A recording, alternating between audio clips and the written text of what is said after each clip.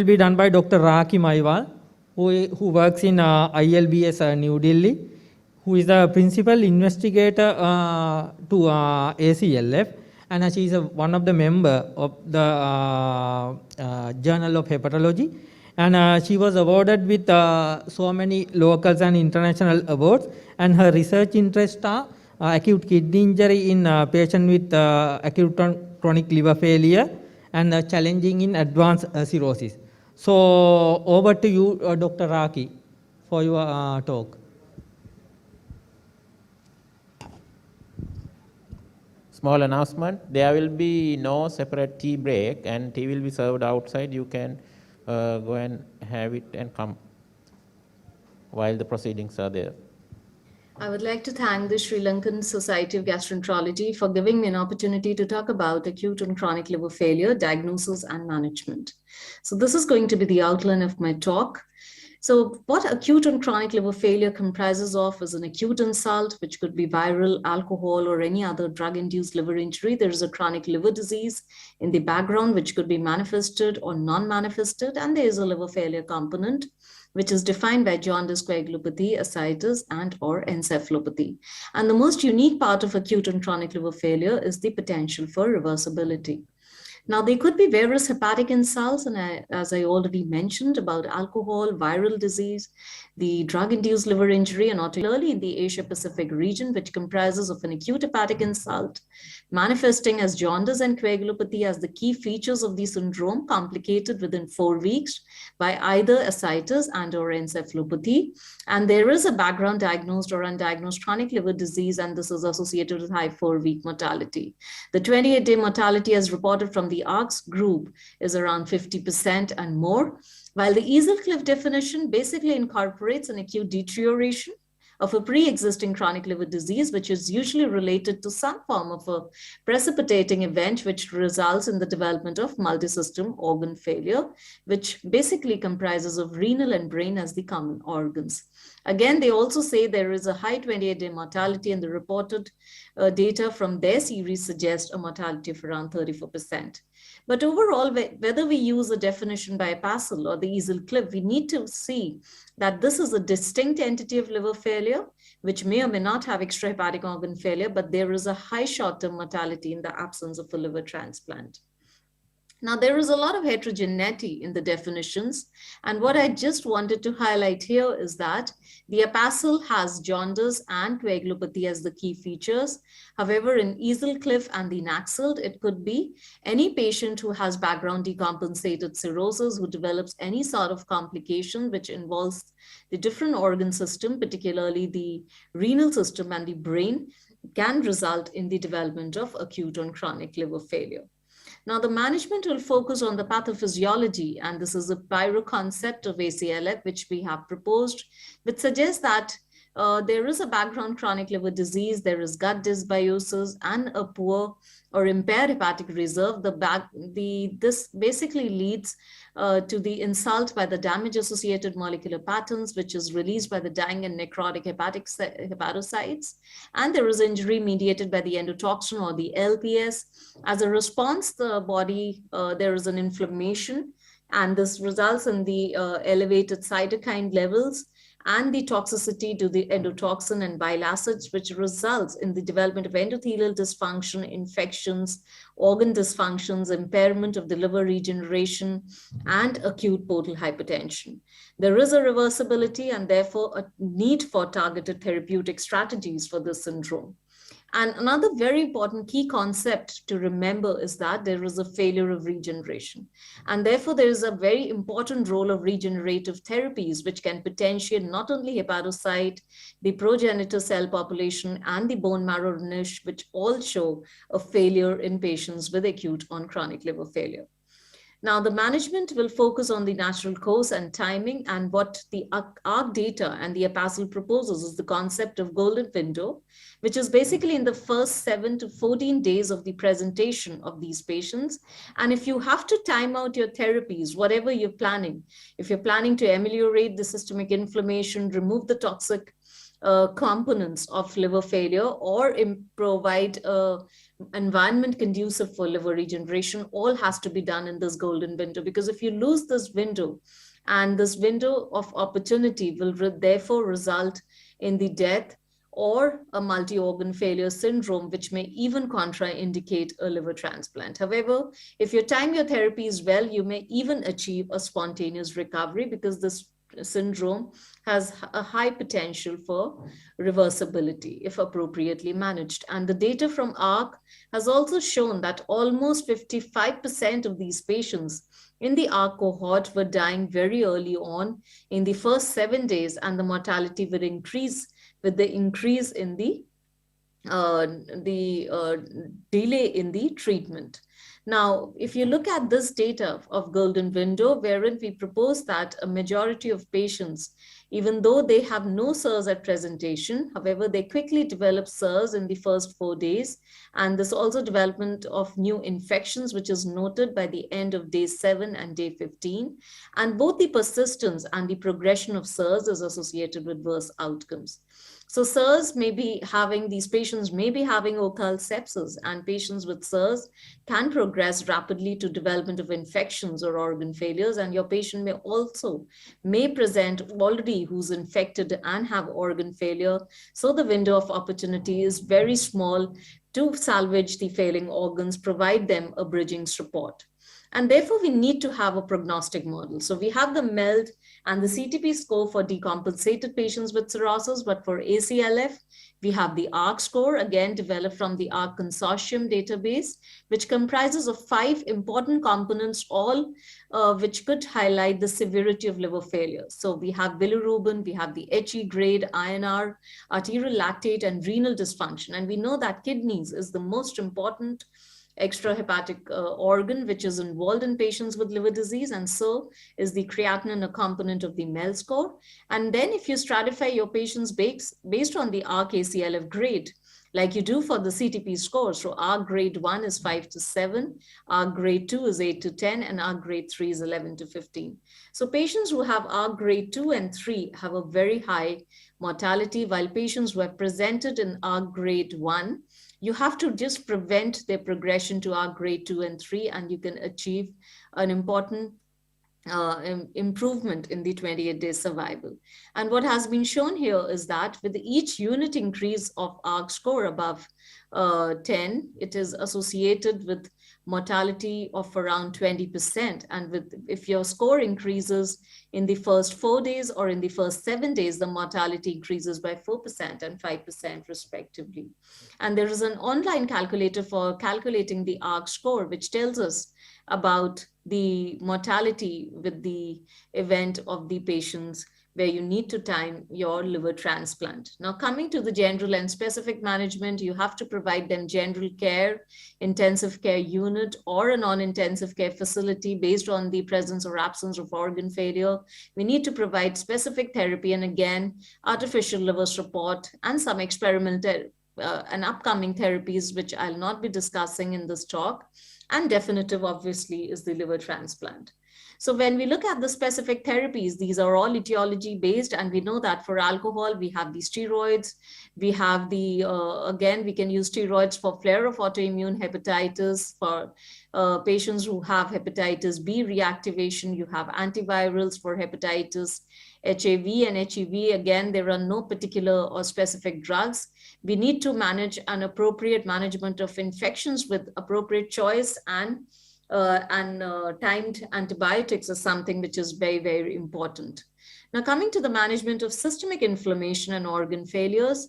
So this is an important cartoon just to suggest that you have to stratify your patients to be having the organs of utility or the organs of futility. So respiration and circulation are basically organs of utility, because these patients will usually be in the intensive care unit, and you will have challenges in providing any form of supportive care. And even a liver transplant becomes very, very difficult. And again, you have to identify whether the systemic inflammation has driven these organ failures or infection-driven organ failures, because the outcome of both may be very, very different.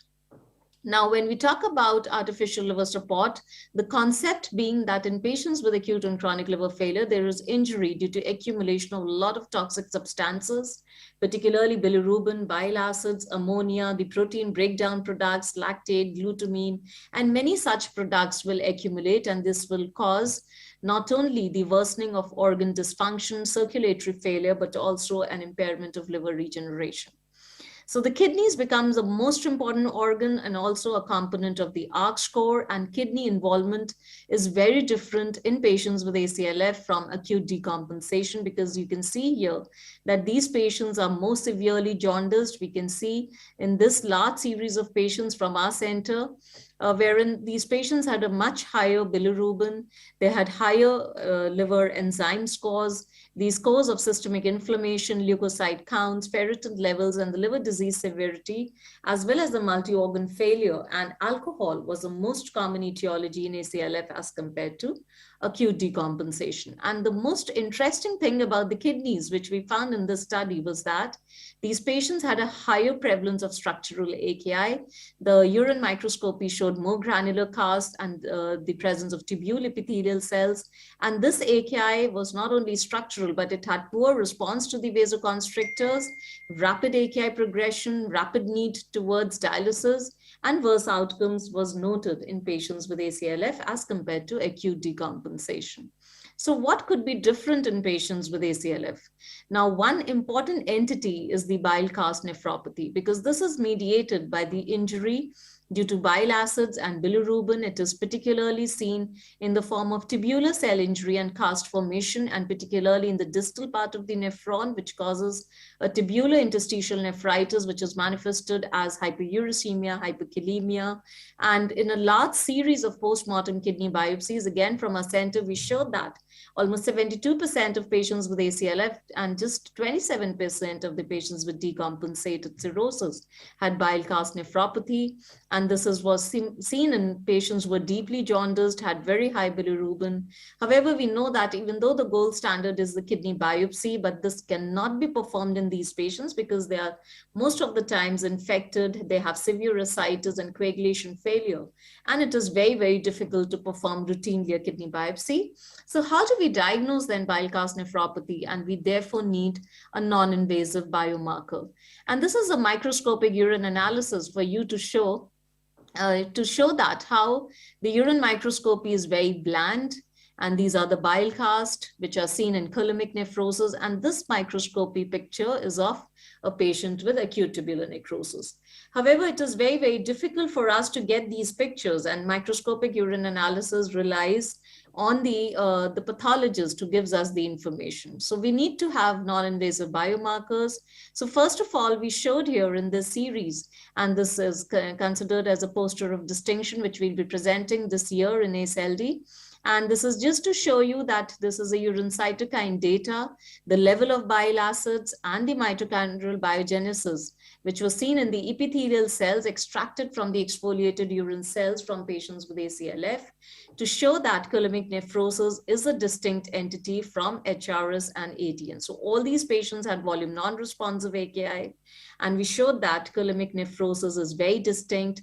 And this is the renal histology specimen wherein we showed a higher and more intense staining of sirtuin-1, which is a mitochondrial biomarker, and the reduction in the HIF1 staining, or the hypoxia-inducible factor staining, which was more predominant in patients with ATN. And this is the tunnel assay, which was again showing a distinct difference between acute tubular necrosis and coulamic nephrosis.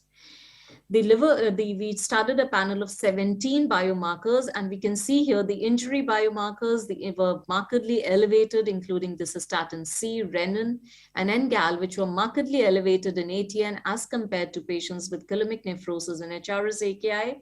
However, the repair biomarkers, as can be seen here, the EGF levels, the calbidin, and the osteopontin were markedly high in patients with coulamic nephrosis. Again, this highlights that coulamic nephrosis is very, very distinct as compared to ATN. And why this finding is important and why it is important for us to discriminate is that there are modalities. And we've shown the data for plasma exchange that there is intense systemic inflammation, and plasma exchange reduces all the pro-inflammatory and the anti-inflammatory cytokines. And it's not that everybody responds to plasma exchange. And we showed that there is an improvement in the monocyte phagocytic function and the oxidative burst capacity, which was noted in responders as against the non-responder group. And patients who were non-responders also had a higher degree of systemic inflammation, higher markers at presentation as compared to non-responders. And we showed that IL-1 receptor antagonist was markedly elevated in responder group as against the non-responders post-plasma exchange. Similarly, we showed here that systemic inflammation is intense in patients with coulimic nephrosis as against ATN and HRS-AKI. And this is the heat map, again, showing the differentially expressed and cytokine in the plasma of patients with coulimic nephrosis. And plasma exchange could be a very important modality which improves the coulimic nephrosis by suppressing this systemic inflammation and ameliorating the pro-inflammatory cytokines and the anti-inflammatory cytokines and toxic bile acids. And in the large data from the ARC cohort, we showed that in the propensity risk score matching and in the overall cohort, the patients who underwent plasma exchange, they had a lower mortality, as can be seen here, as compared to patients who underwent standard medical treatment and patients who were treated with liver dialysis. So plasma exchange is the current era is the most effective modality for ameliorating the systemic inflammation in patients with ACLF. Now coming to the next important organ, which is the brain, and this is again data from the ARC, wherein 3,000 plus patients of ACLF were analyzed, and it was shown that almost 43% of these patients had involvement of the brain, which was less severe or grade 1 to 2 hepatic encephalopathy in 75%, while 25% had more advanced grade of encephalopathy. And a progressive course was noted in 10% of patients without HE at baseline versus 8% who had HE at baseline. And independent predictors of progression was the ARC score, as I already showed you. The ARC would be an important determinant of worsening of organ dysfunction and ammonia levels at baseline. And therefore, it becomes very important for us to monitor the ammonia levels in patients with acute and chronic liver failure, because a high ammonia at day 4 and day 7 and a worsening levels and a dynamic assessment can tell us that ammonia could not only predict the progression of HE, but also mortality in these patients. And again, very important factor which was contributing to development of HE in these patients was the degree and severity of systemic inflammation and the severity as assessed by the ARC and the MEL score. So what do we have for ammonia lowering? And we've seen the data from acute liver failure, and this is the data which is unpublished from ILBS, wherein we analyzed 30 patients who underwent continuous renal replacement therapy in patients who were ACLF. And we stratified these patients into dialysis responders and non-responders. And this is just to show you that CRRT treated patients, majority were non-responders. The etiology of most of these patients was alcohol, and these patients who were responders, they had lesser degree of severity, as can be seen here by the lower MEL score and SOFA scores, while the patients who were non-responders were more sick. And coulimic nephrosis, as against acute tubular necrosis, was differentially seen, and patients with coulimic nephrosis had a higher response to CRRT as against patients who had ATN. And again, if you see the improvement or the clearance of the ammonia, the lactate levels and the leukocyte counts and the amelioration of systemic inflammation, it was distinctly different between the responders and the non-responder group. We can see here that there was a decrease in the INR in the responder group, which was elevated in non-responders, and so was the ammonia clearance, which was poor, and the lactate clearance, which was poor in the non-responders. And these patients were non-responders. They had worsening of the XTIM and the FIPTIM parameters or the bleeding parameters, and these patients, majority required dialysis discontinuation because of the development of bleeding events. Now, coming to another part of a therapeutic modality, which has been extensively studied, and this is majority of these studies are done in India, and one from China, which particularly focused on hepatitis B. And majority of these studies have been done from PGI Chandigarh, including patients with severe alcoholic hepatitis, and a survival benefit with GCSF therapy was seen in these patients. However, we have to be very, very careful for selecting the right patient for GCSF, and we should not be taking patients who have autoimmune conditions, who have already developed sepsis, acute kidney injury, who are sick, hemodynamically unstable, who also have secondary HLH or hypercytokainemia, because there could be worsening that could be seen in this set of patients, and these were excluded from all the randomized controlled trials. Now, last but not the least is a liver transplant, and this is the data from the European EASL-CLIF Consortium, again to show here that if you stratify your patient based on the ACLF grades and the number of organ failures, you see a distinct difference in the survival. However, when you transplant such patients with ACLF, they have very good outcome of 80%, and it is irrespective of the ACLF grade at presentation. And most of the factors which were associated with post-liver transplant mortality included a higher arterial lactate levels, the presence or need of renal replacement therapy, and infections due to multi-drug resistant organisms. So these were the important factors that were identified.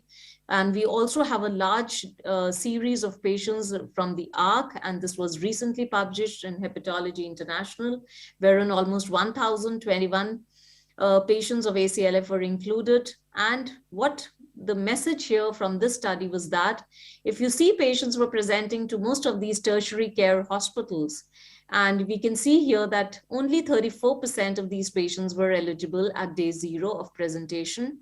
However, with optimization and the care which was given to these patients, majority, 2/3 became eligible for liver transplant. And this day 4 to day 7 window is where you have to transplant your patients, because if you do not transplant your patients within this first 7 days, you will lose this opportunity, and these patients could go on to development of sepsis, organ failures, which may contraindicate a liver transplant. So the suitability for liver transplant increases with the optimization which is offered to these patients in the first week. And most of the times, it is important that you put these patients, or you should be admitting these patients who have particularly developed infections or organ failures to the intensive care unit, time your artificial liver support therapies to improve the mortality and the need for liver transplant. And if you see that most of the time, sepsis, organ failures, shock, and ventilatory support were the most important reasons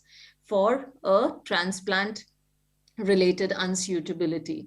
So I would like to conclude, ladies and gentlemen, that acute and chronic liver failure is a distinct entity in itself, comprises of a homogeneous patient population, and a PASL definition can identify these patients early on before the development of extrahepatic organ failures. Timing is an essence of management of ACLF. We can use the ARC score, which can be a very important liver failure score for risk stratification. It is a dynamic score and can be a better predictor of mortality, and can also be used for timing your therapies, particularly the therapeutic plasma exchange and the continuous renal replacement therapy can be an appropriate strategy for organ support to improve the chances of spontaneous recovery and for bridging these patients for liver transplant, which is the ultimate savior. And I would like to thank you for your very kind attention.